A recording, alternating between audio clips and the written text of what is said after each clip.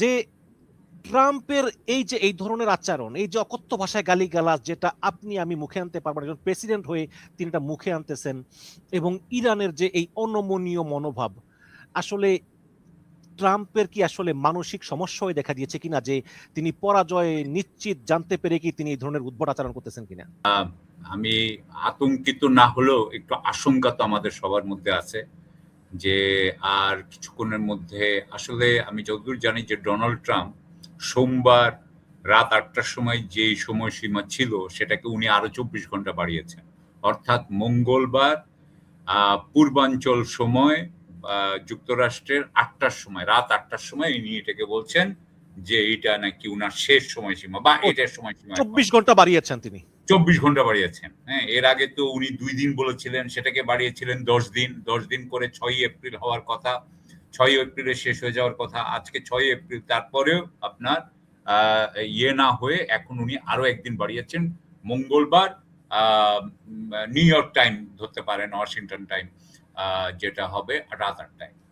এখন প্রথম কথা হচ্ছে যে উনার যে ভাষা উনি ব্যবহার করেছেন, প্রথমত এই ভাষা ব্যবহারে বোঝা যাচ্ছে, আমি এটার কনটেক্সট একটু পরে আনি। এই কনটেক্সটটা কি, আমরা প্রেক্ষাপটটা দেখি এটার আগে কি হয়েছে।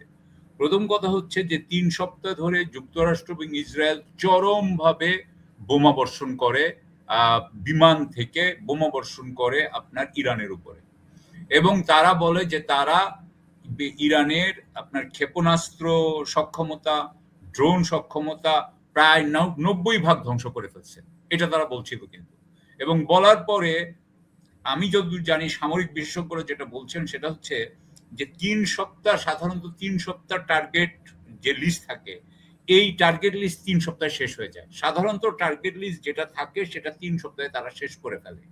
সাধারণত তারা এত মানে আপনার ফ্লাইট দেয়, এত বিমান আসে যে যাতে ৩ সপ্তাহের বেশি এটা না লাগে।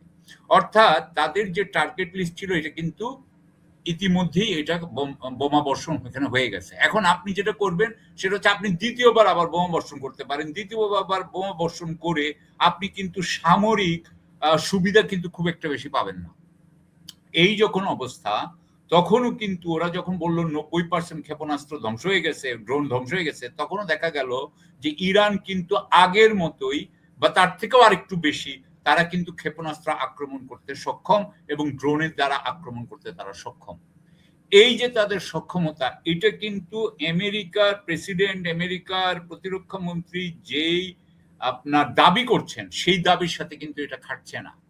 যখন এই ধরনের একটা স্ববিরোধিতা দেখা গেল, যখন দেখা গেল যে আমেরিকানদের কথা আসলে খাটছে না, সেটা বাস্তবতার সাথে সেটা মিল হচ্ছে না, তখন তারা বলল যে, আপনার মনে আছে যে ডোনাল্ড ট্রাম্প বলল যে ইরান তাদের সাথে দর কষাকষি শুরু করেছে, আলোচনা শুরু করেছে এবং আলোচনা খুব ভালো যাচ্ছে, সেই জন্য উনি সময় দিচ্ছেন। কিন্তু কিন্তু ইরান দেখা অস্বীকার গেল, করেছে। কিন্তু ইরান সাথে সাথে অস্বীকার করলো। ইরান সাথে সাথে অস্বীকার করলো এবং মানুষজন বুঝতে পারছে, সবাই বুঝতে পারছে যে ইরান আসলে সত্য কথা বলছে এবং আমেরিকা সত্য কথা বলছে না। এই অবস্থায়, কারণ ইরানের কথা খুব স্পষ্ট, ইরান কতগুলো শর্ত দিয়েছে, এই শর্তগুলো যদি পালন না করা হয়, এই শর্তগুলোতে যদি এক ধরনের মতৈক্য না হয়, তাহলে ইরান দর কষাকষি করতেই, আলোচনা করতেই আর রাজি না। কারণ আপনি জানেন যে এর আগে ইরানের যারা আলোচনা করতে গেছে তাদের অনেকেই কিন্তু ইসরায়েল হত্যা করেছে। অর্থাৎ ইরান একটা জিনিস বুঝে যে ইসরায়েল চায় না যুক্তরাষ্ট্র এবং ইরানের মধ্যে একটা শান্তি চুক্তি হয়ে যাক বা শান্তি হোক। যেহেতু তারা চায় না, সেই জন্য যেই ইরানের থেকে যিনি এই করছেন আপনার যুক্তরাষ্ট্রের সাথে এক ধরনের হয়তো বা সমঝোতায় আসতে পারেন, সেই ধরনের ব্যক্তিকেই কিন্তু তারা একটার পর একটা হত্যা করছে। এটার লেটেস্ট সবচেয়ে শেষ হচ্ছে গিয়া কামাল খারাজি, যিনি আগে পররাষ্ট্রমন্ত্রী ছিলেন, তার বাসায় আক্রমণ করা হয় এবং তার স্ত্রী মারা গেছেন, তিনি অত্যন্ত গুরুতরভাবে আহত হয়েছেন। এর আগে আলী লারিজানিকে হত্যা করা হয়, কারণ আলী লারিজানিও সমঝোতা করার জন্য মনে করা হতো যে তিনি একটু বাস্তব মানে প্র্যাকটিক্যাল মানুষ, প্র্যাগমেটিক মানুষ, অর্থাৎ তিনি সমঝোতায় হয়তো আসার চেষ্টা করবেন। সুতরাং যারাই সমঝোতায় আসার চেষ্টা করছে তাদেরকে হত্যা করা হচ্ছে, এই জন্য ইরান বেশি আগাচ্ছে না। যাই হোক, এখানে যখন ইরান বলছে যে আমরা করব না, ঠিক সেই সময় এবং তারা করছে না, এবং করতে করতে কিন্তু এই সময়টা কিন্তু পার হয়ে যাচ্ছে। এই সময় ট্রাম্প কি বলছেন? ট্রাম্প গতকালকে এই মেসেজটা, এই বার্তাটা কিন্তু এই সময় দিচ্ছেন যে যখন উনি আসলে সামরিকভাবে কিছুই করতে পারছেন না, মানে বোমা বর্ষণ হচ্ছে কিন্তু তাতে কোনো লাভ হচ্ছে না, আক্রমণের ক্ষমতা থেকে যাচ্ছে ইরানের, ইরান হরমুজ প্রণালী আটকে রেখেছে, ইরান প্রতিটা গালফ কান্ট্রিকে, গালফ দেশগুলোকে আক্রমণ করে যাচ্ছে, ইসরায়েলকে প্রচন্ডভাবে আক্রমণ করে যাচ্ছে, হেজবুল্লাহ ওদিক থেকে আপনার প্রায় 100-র উপর মার্কাবা ট্যাঙ্ক নাকি ধ্বংস করে ফেলেছে, 80 থেকে 120-এর মধ্যে কোনো একটা নাম্বার, অর্থাৎ হেজবুল্লাহ লেবাননে প্রচন্ডভাবে যুদ্ধ করছে। এদিকে আবার আপনার জানেন বাবেল মানদেবে ওখানে হুতিরা বলছে যে তারাও ক্ষেপণাস্ত্র নিক্ষেপ শুরু করেছে। সুতরাং এই অবস্থায় যখন উনি মিলিটারিলি, সামরিকভাবে উনি কোনো আশা দেখতে পাচ্ছেন না, তখন তো উনি বুঝতে পারছেন না যে উনি কিভাবে ইরানকে সমঝোতার মধ্যে আনবেন। এই যে উনার যে এক ধরনের অসহায়ত্ব, উনার যে মরিয়া হয়ে যাওয়া, সেটা হওয়াতে উনার ভিতরে কিন্তু প্রচন্ড রাগ হচ্ছে।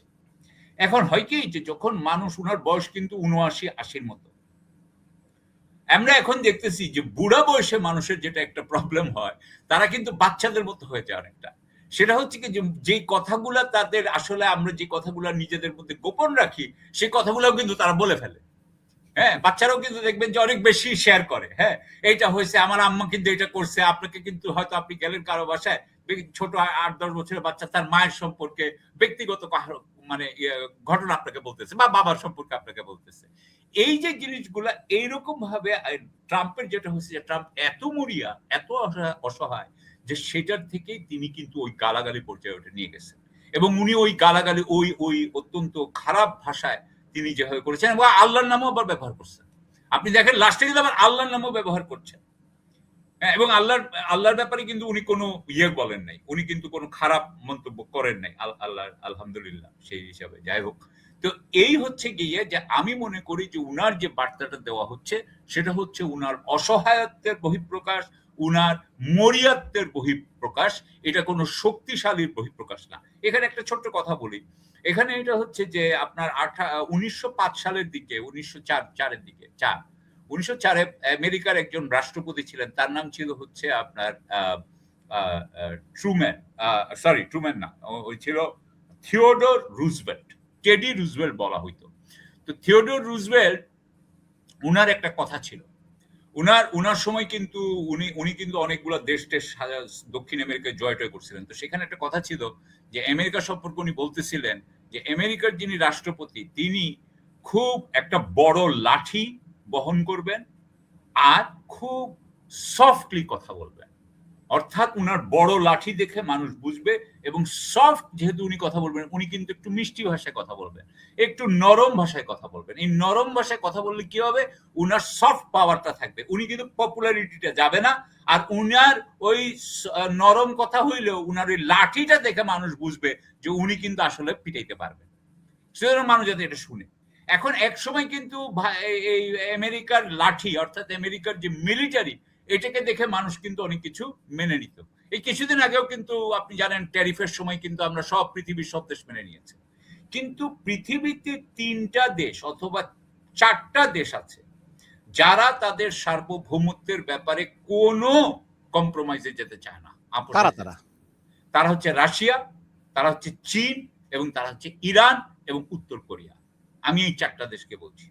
কিউবাকেও আমার বলতে হবে, কিউবাও 5 নম্বরে আছে, কিন্তু আমি যেটা বলছি যে কিউবা যেহেতু আমেরিকার একদম, কিউবাও আরেকটা যে তার সার্বভৌমত্ব মেনটেন করেছে। তার মানে এই 5টা দেশকে আপনি বলতে পারেন যারা তাদের সার্বভৌমত্বের প্রশ্নে যুক্তরাষ্ট্রের যে সাম্রাজ্যবাদী যে কাঠামো, সেটার মধ্যে নিজেরা আসে নাই, এবং এইটা তারা মেনে নেয় নেই।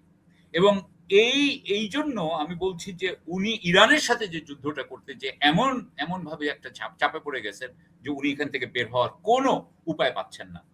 উনি যদি বিজয়ও ঘোষণা করেন, তাহলেও এই যুদ্ধ কিন্তু শেষ উনি করতে পারবেন না। এই যুদ্ধ শেষ করতে হলে ইরানকেও রাজি হইতে হবে, ইসরায়েলকেও রাজি হইতে হবে, এবং যুক্তরাষ্ট্রকেও রাজি হইতে হবে।